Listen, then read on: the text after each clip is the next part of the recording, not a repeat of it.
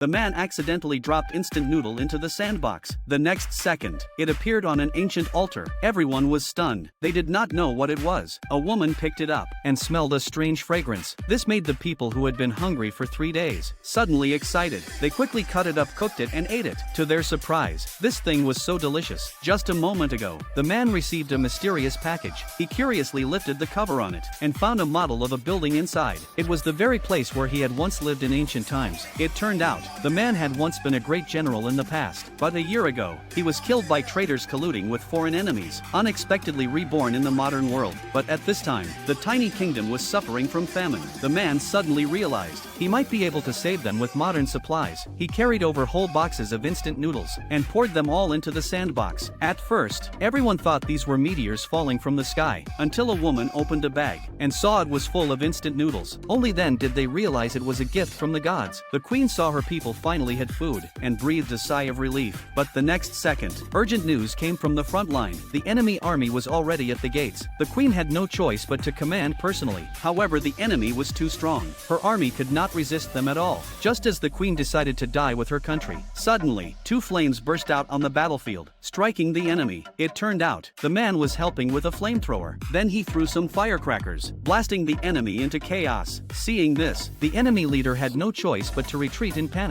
The queen thought it was the protection of the gods, so she knelt in gratitude. The man, seeing this, also hurried to kneel. Unexpectedly, the queen seemed to hear the man's voice. She knew the general had manifested, so she set up another altar and placed the general's armor upon it. Suddenly, the man sneezed. A strong wind blew through, and the helmet of the armor flew into the man's hand. The next second, his face appeared in the sky.